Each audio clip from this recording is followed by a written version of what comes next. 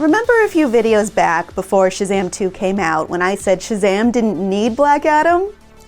Well, I can admit I was wrong, like when Lois Lane wrote Why the World Doesn't Need Superman, and then her follow-up piece, JK, I like Superman. This can be confirmed with confidence now that 1, Shazam 2 is out, and 2, it has middle-of-the-road reviews and a box office that's considered a disappointment. It all would have been better if it had all worked out how it was supposed to, as set several years ago. So what happened? Well, on screen, Shazam and his super family took on the Daughters of Atlas. Shazam and Black Adam, while long-standing arch-nemeses in comics, have still never met in the DCEU nor even mentioned each other beyond a couple of vague hints. Off-screen is where arguably the more dramatic action has been and is going down between Zachary Levi and Dwayne "The Rock" Johnson, with cameos from the likes of Henry Cavill, James Gunn, and John Wick. I'm going to need a gun. If you wanted to see the Shazam versus Black Adam showdown, this is it. Or it's the closest we're gonna get to a real DCEU battle. We've got the breakdown. Hang out while we run this back.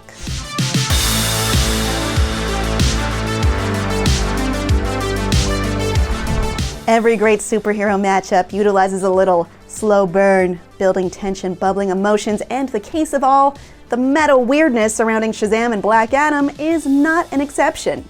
It's actually been going on for a long time, but before we get into this, please know from this point on there will be some spoilers for Shazam, Black Adam, and Shazam: Fury of the Gods.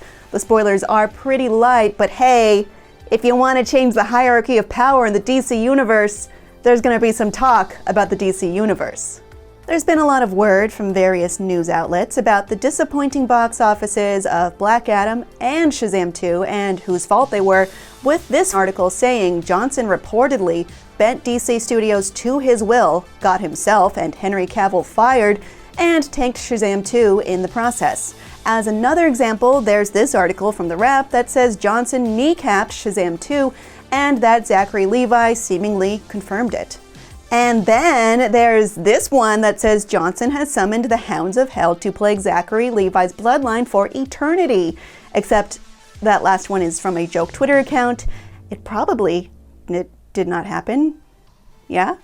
Levi did, however, post an Instagram story hinting that Johnson's meddling in the DCEU hurt Shazam 2, followed by a social media spree that probably killed his publicist in how ill-advised it was. If you don't want to go see our movie, you don't have to go see our movie. In it, he seemed to blame Snyderverse fans and Johnson for Shazam 2's low returns and exasperatedly asked people to watch his movie instead of the inferior John Wick 4. But John Wick's not a family movie. And well, no, I don't think that's going to happen.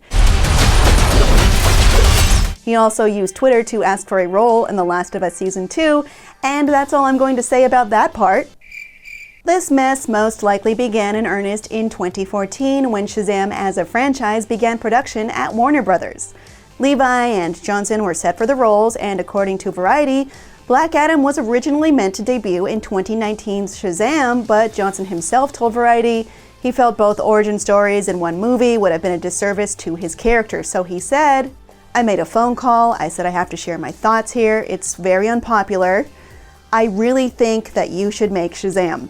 Make that movie on its own in the tone that you want, and I think we should separate this as well.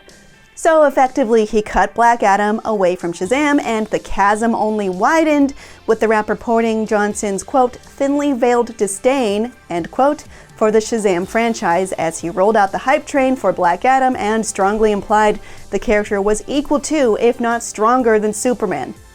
Of all characters. There's no one on this planet that can stop me. This is an opinion now, but Black Adam just isn't a huge deal as a character in the DC roster. He's got a history as a villain and an anti-hero, but in the grand scheme of things, he's a solid B-lister, and he's absolutely tied to Shazam, sort of in the same way Sinestro makes sense in the context of Hal Jordan and Green Lantern, but doesn't seem like a natural standalone protagonist choice. It seems like the Black Adam movie's hype was very contingent on Dwayne Johnson's likability and charisma, and maybe if Johnson had been cast as a higher profile, singular character in a different franchise or As Shazam himself, a la his Jumanji role, all these issues might have been a non-starter, but he wasn't, and they are. Quick ad break, stick around because there's lots more drama to get into. Be right back. Moving forward, Johnson promoted a clash between Black Adam and Superman, not Shazam, his canonical rival, drawing a thicker line separating Shazam and Black Adam. And while Cavill surprisingly appeared in a post-credits Black Adam scene, he was notably not in the Superman cameo in Shazam 2019. That's a body double. Zach Levi mentioned this in the scattered Instagram video his publicist should have probably stopped, repeatedly saying they wanted Cavill, they tried to get him, but they were, quote, thwarted. We tried desperately to get Henry Cavill in the first movie. According to sources speaking to the Wrap, then DC head Walter Hamada opposed the Cavill cameo in Black Adam and possibly the scene in Shazam for that matter, but Johnson went over his head to Warner Brothers Film Group co-CEOs Michael DeLuca and Pamela Abdy to make it happen, which probably pissed some people off, especially at a time when the DCEU was trying to break away from the previous era Cavill emblemized. The source said Johnson wanted to, quote, extend his brand and make a brand centered on himself, and, quote, making his character the new focal point of the DC universe, effectively putting him on Superman's level, leaving the more modest, goofy Shazam character behind. Reportedly, Johnson vetoed a scene in which Black Adam characters Hawkman and Cyclone, played by Aldous Hodge and Contessa Swindell, would recruit Shazam into the JSA. Instead, actors Jennifer Holland and Steve Agee of Suicide Squad and Peacemaker made the request on screen. Johnson also reportedly refused a cameo in the movie itself. Levi shared the article with this assertion with the caption, "The truth will set you free," on his Instagram, and also confirmed in the Instagram video that the other characters were supposed to be in that scene, but that he was again, quote, thwarted. We were thwarted. All of these hardworking people were thwarted, and we were thwarted. He uses that word more in that video than I've ever used it in my life, but it isn't hard to infer from the language choice thwarted that he views the thwarter not as a WB boss, but an outside party. In a recent interview with ET Canada, Levi said he still hasn't seen Black Adam and just has a lot of other things on his plate. Yes, that's the same excuse I gave for why I needed a tax extension last year. It's not that the thought of doing it made me feel sick and I hated thinking about it. I was just busy. Are you gonna watch it? Eventually. I mean, I've got a whole, full plate of other things. Sure.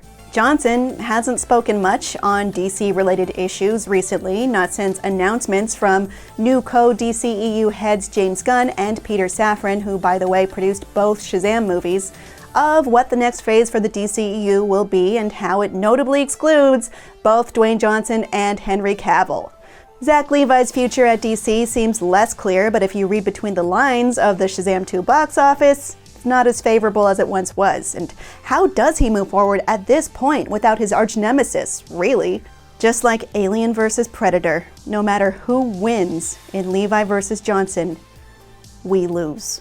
One thing we know for sure is that this whole dueling franchise problem is messy, and there are a lot of bruised egos and hurt feelings and not a lot of hope for these characters in the future. What I really can't wait for, though, is the movie they make about the drama one day. Do you think Vin Diesel and Kevin Hart are available for casting? I'm not it. I don't want to be it. Thanks for watching. I'm Kim Horcher, and for more Shazam, here's our review of Fury of the Gods, so definitely check that out. And don't forget to follow and subscribe to IGN wherever you like to watch.